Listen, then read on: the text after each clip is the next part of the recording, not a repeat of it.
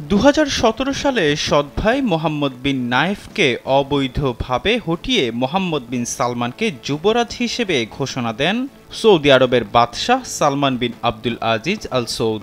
সেই থেকে বিশ্ব রাজনীতিতে উত্থান ঘটে নতুন এক আরব নেতার, যাকে ঘিরে পাল্টে যায় মধ্যপ্রাচ্যের পুরো ভূ রাজনীতি।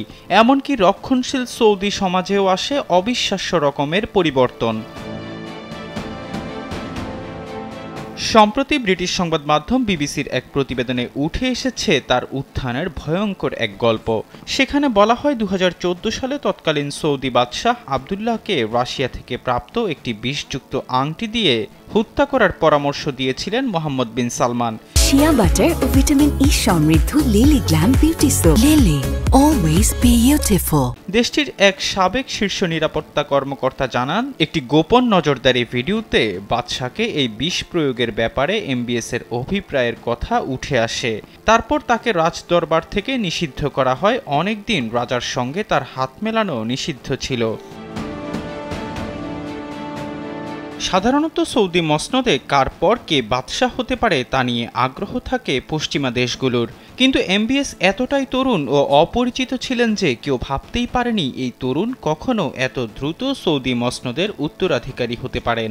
এমবিএস তার কিশোর বয়সে রিয়াদে সর্বপ্রথম কুখ্যাতি অর্জন করেছিলেন যখন তাকে আবু রাসাসা বা বুলেট বাবা নাম দেয়া হয়েছিল। তার বিরুদ্ধে অভিযোগ ছিল রাজপরিবারের সম্পত্তির বিরুদ্ধে এমবিএস এর দাবি অগ্রাহ্য করায় তিনি এক বিচারকের খামে একটি বুলেট পাঠিয়েছিলেন। যুবরাজ বিন সালমানের এমন অপ্রতিরোধ্য ক্ষমতার কারণ হিসেবে বলা হয় তিনি বিদেশি মসজিদ এবং ধর্মীয় স্কুলগুলোতে সৌদি অর্থায়ন বন্ধ করে দেন, যা পশ্চিমা দেশগুলোর নিরাপত্তায় বিশাল সুবিধা বয়ে আনে। এছাড়াও বাদশাহ সালমান অনেক বছর ধীরে ধীরে বাড়তে থাকা ভুলে যাওয়ার রোগে ভুগছিলেন। এ কারণে কোনো সাহায্যের জন্য তিনি তার ছেলে এমবিএস এর মুখাপেক্ষী ছিলেন। বলা হয় যুবরাজ একটি আইপ্যাডে নোট লিখতেন, তারপর সেগুলো তার বাবার আইপ্যাডে পাঠাতেন, যাতে তিনি পরবর্তীতে কি বলবেন সে বিষয়ে ধারণা পাওয়া যায়। বাবার উপর নিজের আধিপত্যই নয়, ইয়েমেনে স্থলসেনা পাঠাতে বাবা বাদশাহ সালমানের স্বাক্ষরও নকল করেন এমবিএস।